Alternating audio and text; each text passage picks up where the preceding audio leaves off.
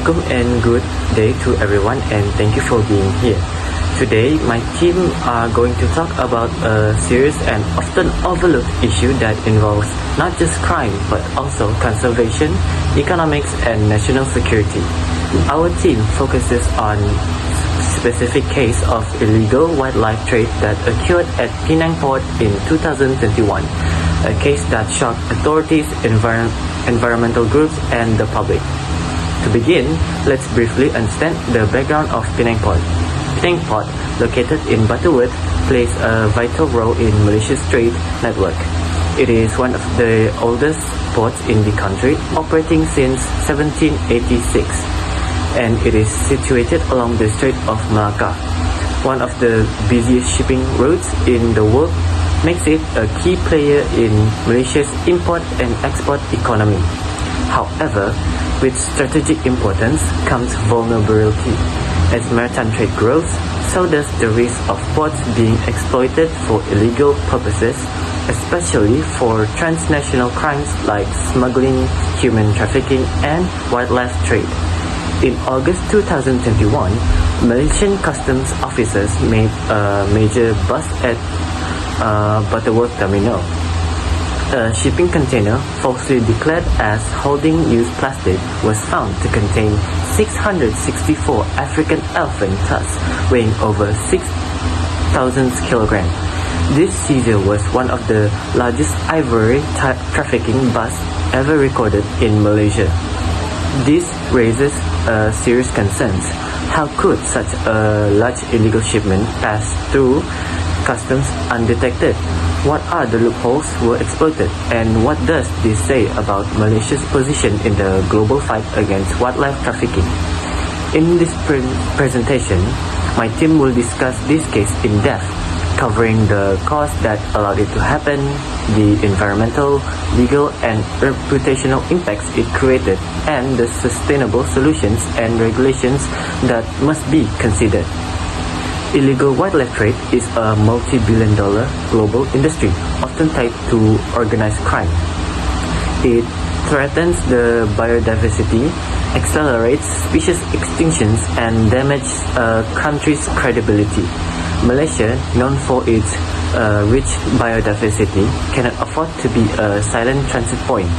With that, let us now dive into the case analysis and look at the broader implication this incident has brought upon Malaysia's port economy and environmental reputation. Assalamualaikum to Miss Nur Atika. My name is Muhammad Queen Hafiz. So today I will present about talking about the importance of custom clearance and control in Malaysia, a maritime nation that relies heavily on trade through major ports like Port Klang, Penang Port, Johor Port. For the first point is ensuring efficient trade flow. Custom clearance ensure that all documentation, duties and tax are in order for both import and export. When this process runs smoothly, goods move faster through port, reducing delays and operational costs. This directly increase the competitiveness of Malaysian port in the global market, encourage foreign investment, and strengthen international trade relations. For the second point is revenue generation. Custom duty, tax and tariff are a major source of income for the government. Custom officers help prevent under invoicing and smuggling, ensuring goods are properly declared and valued. Without proper custom control, Malaysia could lose billions in unpaid tax funds that are crucial for national development. For the third point is national security and public safety. Custom officers also play a key role in preventing contraband and illegal items from entering or leaving the country. These include drug, firearm, counterfeit goods, and endangered species. By working closely with law enforcement, Customs help protect the health and safety of Malaysian border and disrupt criminal smuggling network. For the fourth point is environmental protection. Another important role in environmental compliance, Customs ensure that hazardous waste or banned substance are not illegally imported. They also enforce law under agreement like CITES, which protect endangered species from illegal trade. This measure help Malaysia uphold its global environmental responsibility. But the fifth point is enhancing Malaysia's international reputation. When custom and travel control systems are strong, Malaysia is seen as a trustworthy trading hub. International partners are more likely to use our port for logistics and transshipment, which increase trade volume and strengthen Malaysian position in regional maritime logistics. For the last point is supporting law enforcement and intelligence. Finally, custom data can be used in broader investigation related to trafficking, organized crime, and even terrorism. By sharing intelligence with national and international agencies, custom officers support law enforcement beyond the port, contributing to overall national security. That's all from me. Assalamualaikum and good afternoon to Miss Atika. My name is Muhammad Yasir bin Arase. So today I will present the objective of this report, which focus on a serious environmental crime, the illicit wildlife trafficking case at Penang port in 2021, where African elephant tusks were seized after being hidden in a shipping container. The main goal of this report is to analyze the incident in depth, looking closely at the methods traffickers use, and more importantly, the role of Malaysian customs and enforcement agencies in detecting and stopping such illegal activities. We aim to understand both the operational responses and the challenges authorities face in bringing offenders to justice.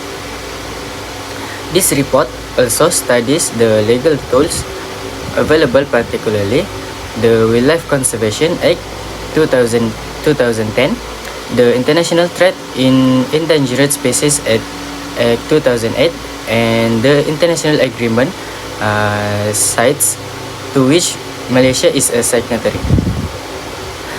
We will evaluate how effective these laws are in investigating and prosecuting not just the couriers but also the masterminds behind global trafficking networks. Penang Port is more than just a local shipping hub. It is a strategic transit point in Southeast Asia. The report highlights how traffickers exploit the port's location and infrastructure to move illicit goods, and how this poses risks to national security, biodiversity, and Malaysia's international reputation. We will also examine the enforcement of efforts currently in place, how agencies work together, use of container scanning technologies, and wildlife forensic science. Finally, the report aims to offer real practical solutions, stronger laws and better enforcement, training and funding for frontline officers, stronger collaboration between regional and international partners, and more public education and transparency. In conclusion, this report does not just describe an incident. It offers a roadmap for strengthening Malaysia's fight against wildlife trafficking, protecting its biodiversity, and reinforcing its role as a responsible member of the global trade community. That's all of my part. Thank you. So, good afternoon, Miss. So today, before I start, I want to introduce myself. So my name is Munifis Haider. So today I want to present about the summary of report. So about the summary of report is in August 2021, a major case of the illegal wildlife trafficking was uncovered at Butterworth Port in Penang, Malaysia. Authorities discovered 664 African elephant tusks hidden in a container. falsely declared as a carrying used plastic from the United Arab and Emirates. This case highlighted Malaysia increasing role as a trade hub in the global illegal wildlife trade. The seizure was made possible through intelligent enforcement, container scanning technology, and risk profiling. Investigations were carried out under key national laws such as the Wildlife Conservation Act 2010 and the Customs Act 1967, as well as the CITES agreement, which Malaysia is a part of. DNA testing was also conducted to trace the task origin and link them to poaching network in Africa. Despite this success, the case exposed serious weakness, and this includes uneven enforcement across Malaysia state, limited resources, and corruption, especially at the border and ports. Moreover, where a small time traffickers are often areas, the men organized behind the syndicates usually remain untouched due to the use of the fake companies and complex smuggling network.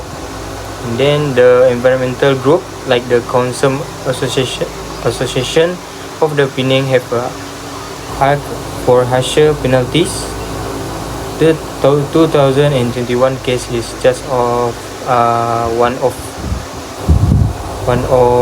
many, followed by another large seizure size in 2022 at the Port Klang, showing that Malaysia remains a key route for traffickers moving ivory and other wildlife products to container like China and Vietnam.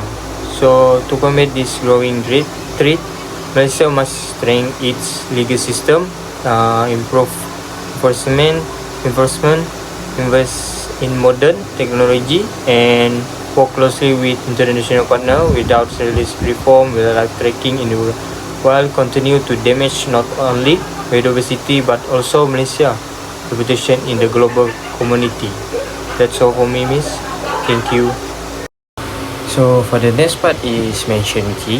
In August 2021, Malaysian Customs officer made a historic seizure at Butterworth Port in Penang, uncovering 664 African elephant, thus hidden in container falsely declared as used plastic. This massive haul worth an estimate RM48 million ringgit or in USD is 11.3 million. Exposed Malaysia's growing role as transshipment hub for illegal wildlife trade. Despite an international ban under CITES, the Convention of International Trade in Endangered Species, the demand for ivory in part of Asia remain high, mainly for household ornament, jewelry, and so-called traditional medicine. Sadly, this was not an isolated incident. Between 2009 and 2019, Malaysia was involved in at least 68 major seizures, mainly involving ivory, rhino horn, and pangolin scale. Even a year after the Butterworth case, authorities seasonally seized tons of wildlife at Port Klang, showing the problem is far from over. The Consumer Association of Penang has condemned Penang vulnerability to smuggling, pointing to weak law enforcement, corruption, and fragmented legal control. Often, only small-time smugglers are caught, while the mastermind walk free. The seizure was investigated under the Customs Act 1967 and the Wildlife Conservation Act 2010, with DNA testing by Wildlife Genetic Resource Bank to trace the ivory African origin and link them to organized crime network. Unfortunately, enforcement remain weak. The maximum penalty is 100,000 ringgit or 5 years in prison. Is no match for the enormous profit trafficker earns. At the same time, only a tiny percentage of container are over screen, making Malaysia port an easy target for smuggling. The problem also extended beyond Ivory from 2015 to 2020. Nearly 27,000 Oriental Pyro bean and thousands of reptiles were intercepted. Many animals after suffer cruel transport conditions and many don't survive. In response, Malaysia has partnered with Interpol, WCO and Asian WEN, helping with cross-border investigation and intelligence sharing. However, real progress depend on stronger domestic enforcement, better port infrastructure, higher pre-circulation rate, and proper destruction of seized goods. In conclusion, the 2021 Butterworth visa may have been a victory, but it also exposed deep flaw in Malaysia wildlife protection system. The country must start treating wildlife trafficking as serious organized crime, because the ecological, social, and economic consequences are too great to ignore. Thank you. So we have 8 costs, and the first one is strategic geographic location and port infrastructure. Smugglers find Malaysia to be an ideal transit country due to its location in Southeast Asia. It is located between Africa, a significant source of trafficking wildlife, and East Asian consumer markets like China and Vietnam. Wary ivory, pangolin scales, and large volume of commerce, and excellent maritime connection. Is frequently forgotten by syndicates who hide wildlife contraband in containers with genuine goods. Due to the enormous volume of containers at Penang port, only a tiny fraction can be physically scrutinized, making it simpler for traffickers to transit unlawful goods unnoticed. And for the number 2, high global demand for wildlife products. One of the most important causes of wildlife trafficking is the high and ongoing demand for illegal animal items, particularly in East Asia. Items like elephant, ivory are seen as emblems of riches, power, and heritage. Despite worldwide CITES regulations, the illegal market for ivory continues to thrive, with thus selling up to 115 per kilogram. And pangolin scales are said to have therapeutic powers, while exotic birds and reptiles are prized as pets or status symbols. This demand provides immense incentive to traffickers and fooling a multinational supply network that includes poachers, intermediaries, shippers, and corrupt authorities. For the point of number 3, sophistication of transnational wildlife trafficking networks. Wildlife crime syndicates are highly organized, well-financed, and cross-border. They employ flaws in port security, fake documents, and legal loopholes to transfer contraband via legitimate supply chains. The 2021 seizure at Butterworth Port comprised thus concealed inside a stated consignment of discarded plastic, a move intended to evade suspicion during customs examination. These networks frequently have numerous layers of middlemen, making enforcement and prosecution exceedingly difficult. Even when shipments are intercepted, the people detained are often low-level couriers or logistic handlers, not the syndicate bases who orchestrate the operation. For the number 4 is corruption and weak enforcement. Corruption is one of the most destructive aspects that facilitate illicit wildlife trading. While most customs and enforcement officials behave with honesty and little corruption, at ports or inspection sites might allow large quantities of contraband to pass unnoticed. Bribes or insider knowledge might cause a cargo to disappear off the radar. Furthermore, enforcement resources are frequently strained to the limit. Officers lack the necessary staff, equipment, and training to adequately detect and investigate wildlife crimes. Surveillance systems, X-ray equipment, and container scanners may be in short supply or underutilized. For the number 5, inconsistent and fragmented legal framework. Malaysia's wildlife regulations are not implemented consistently throughout all states, since wildlife is regulated at both of the federal and state levels. Some states have effective conservation laws and qualified enforcement, while others lack the competence or dedication. This hodgepodge of regulation presents gaps for traffickers to exploit, particularly when transferring commodities over state borders or between federal and state jurisdictions. Even when wildlife offences are punished, the sentences are frequently overly low. Offenders convicted under Malaysia Wildlife Conservation Act 2010 or the International Trade in Endangered Species Act 2008 may face minimal penalties and short jail sentences, especially given the profits they may make from trafficking. For the number 6, limited use of modern technology and intelligence system.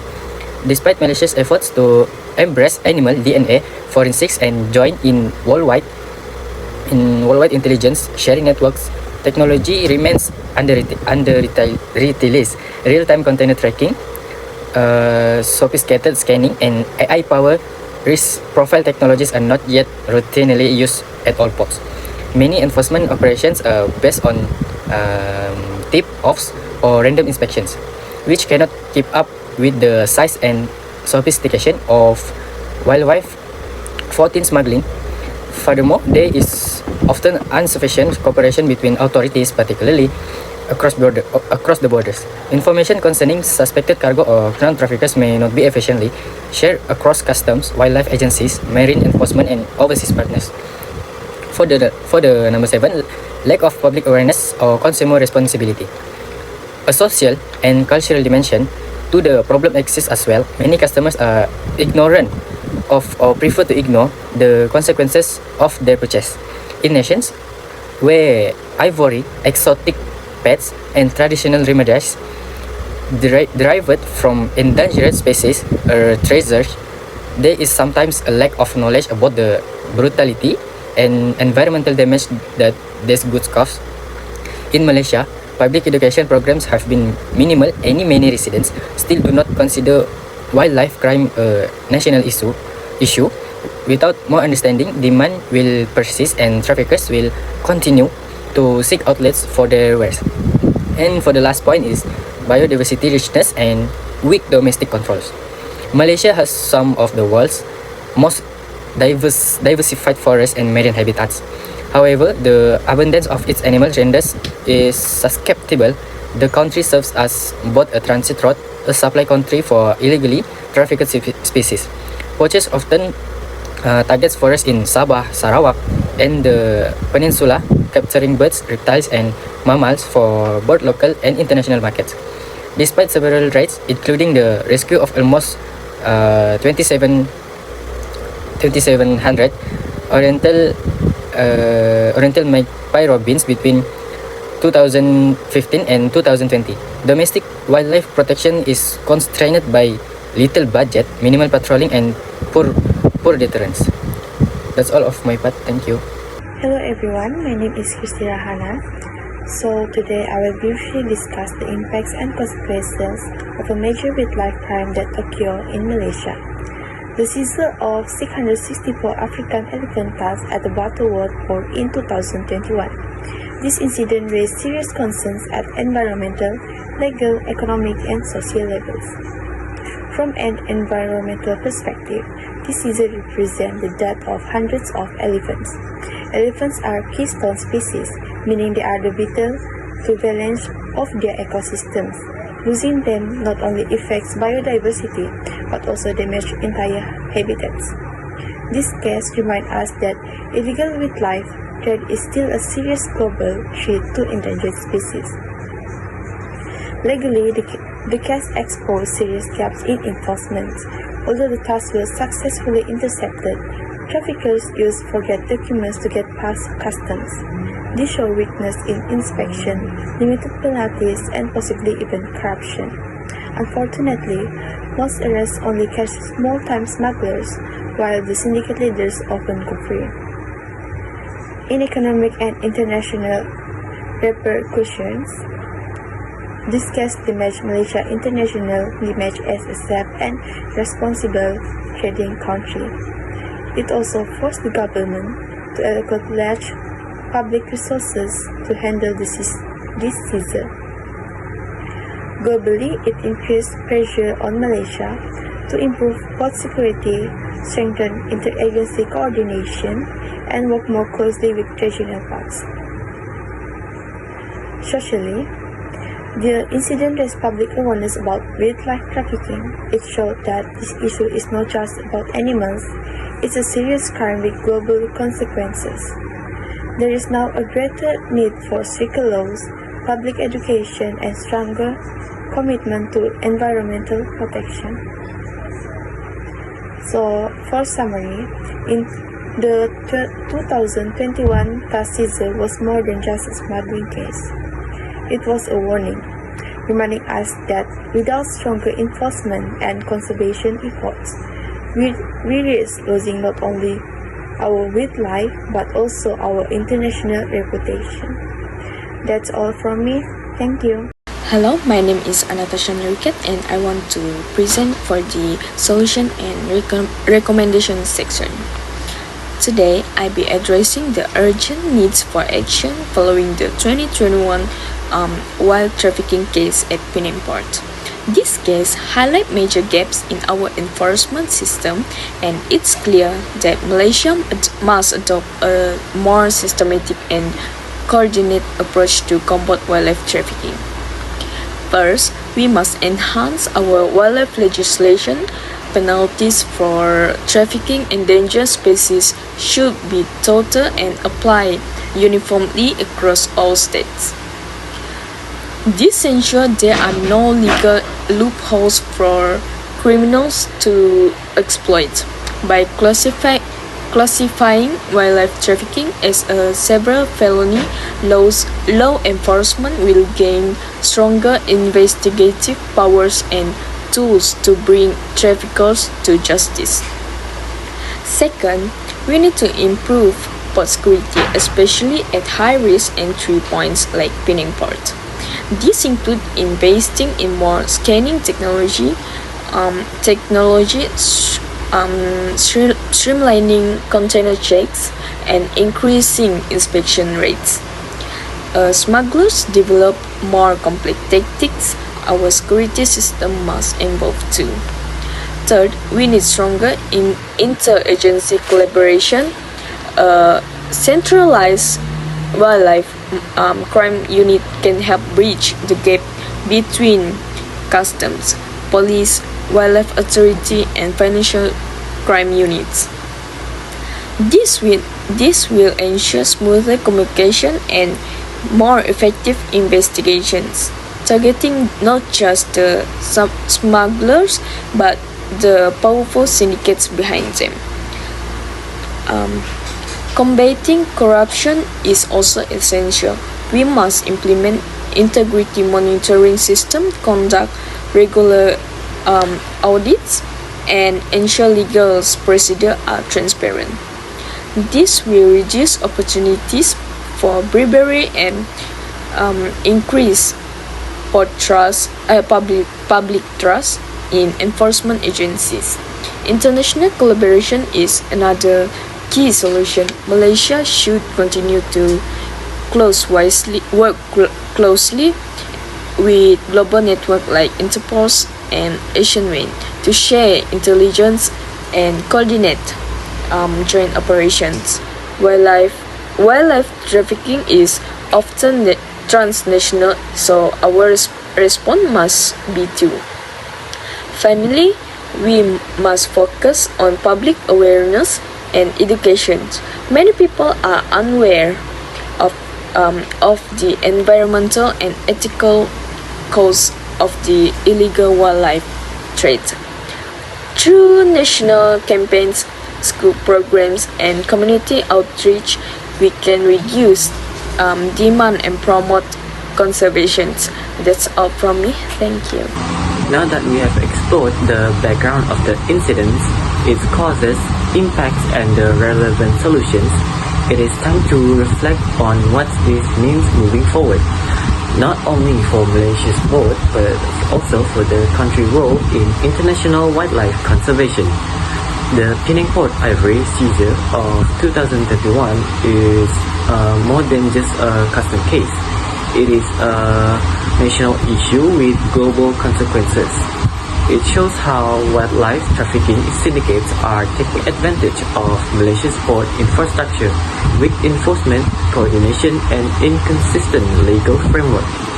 Despite being a signatory to the Convention on International Trade in Endangered Species and having laws like the Wildlife Conservation Act 2010, our enforcement is still lacking in terms of interagency coordination, surveillance technologies at ports, and penalties that truly deter high-level wildlife criminals from a port economy perspective.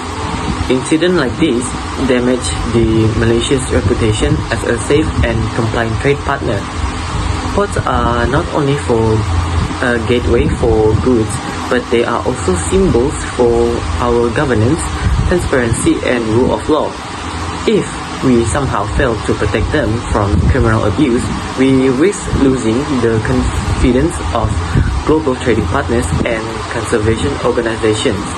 On top of that, we must remember the environmental cost. The killing of elephants for ivory is part of a wider extinction crisis.